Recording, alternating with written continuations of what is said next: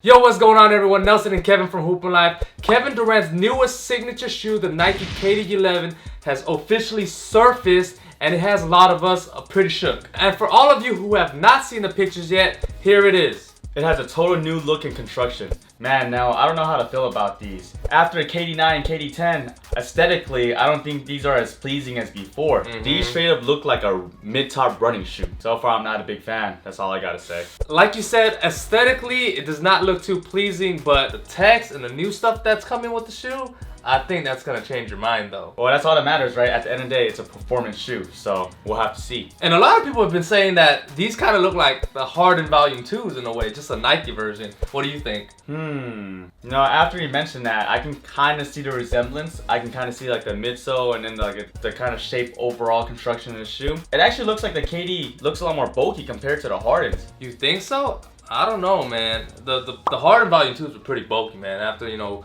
wear testing those.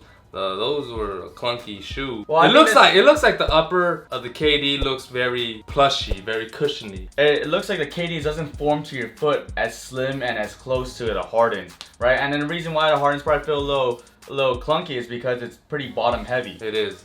At least with the KDs, just looking off of this picture, it looks like it's pretty light. proportional. Alright, speaking of the text, man, let's just get straight into the text. These are the text from Nike for the KD11s. It has a Flyknit upper that's supposed to be lofted and plush. There are knit-in holes that provide breathability, along with a sock-like collar with a back pull tab. There is a Nike React midsole foam, and on top of that, there is full-length Zoom Air, all wrapped in a rubber cupsole for stability. So talking about the tech of the shoe, it doesn't seem like it's anything new except for the Nike React midsole.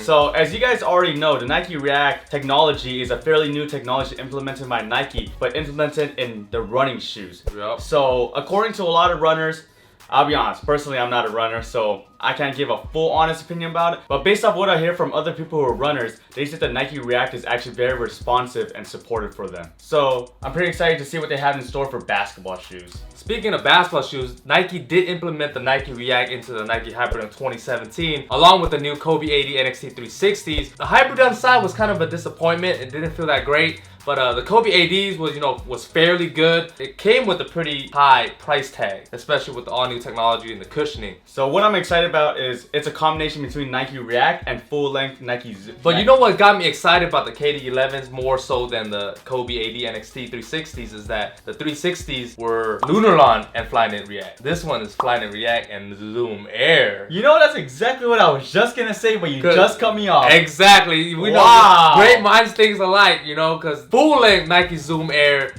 for us, you already know that's our favorite cushioning setup, sounds nasty. Especially combining it with the new Flyknit React, it's going to be extra responsive. Don't get me wrong, Lunarlon is super comfortable, but it's just not responsive for our type of game. Too squishy, man.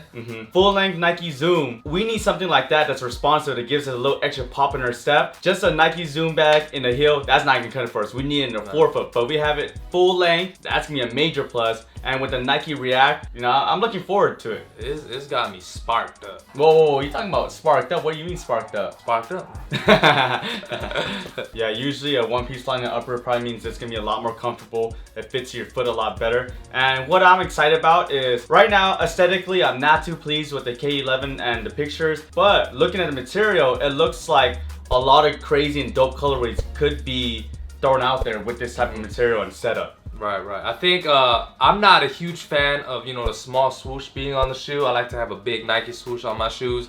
Personally, I think that looks better. But just like the PG2s, they're putting like a little small swoosh on there, so make it more, I don't know, I feel like it looks more of a generic basketball shoe rather than a big name superstar, signature shoe. But like you said, different colorways might make the shoe look crazier. It might make it look more, physically more appealing. That blue and yellow one looks kind of tight too, especially with the graphics from the outsole and the inside of the shoe in the insole. There's a lot of cool detailing on that first colorway, if that is the first colorway. Most likely it is. But speaking of the outsole, it has a spiral traction pattern, where in the past does work pretty well. So hopefully, KD11 has good traction. Yeah, so far looking at two colorways revealed so far, they both have translucent outsoles. So you guys already know what that means. It's gonna have clean traction on clean courts, but on dusty courts, it's probably gonna pick up a lot of dust and won't be that great traction-wise. But you're talking about the spiral traction. I honestly thought the KD10s didn't have that great of traction unless you're playing on super clean courts, and that had the spiral pattern going on. Right. I think it's gonna be a hit or miss. I don't think it's gonna be like where it's like, oh, it's gonna be a solid performer traction wise. It's gonna be really good, or it's gonna be kind of bad. So Yep, we'll just have to see. stay tuned until we cop the KD11s for y'all. We'll do the sneaker performance review on them. We'll just let you know how they're all gonna perform. And rumor has it the KD11 is expected to release in fall at a retail price of $150, which is the same price as the KD10 and the KD9. Which is a good thing.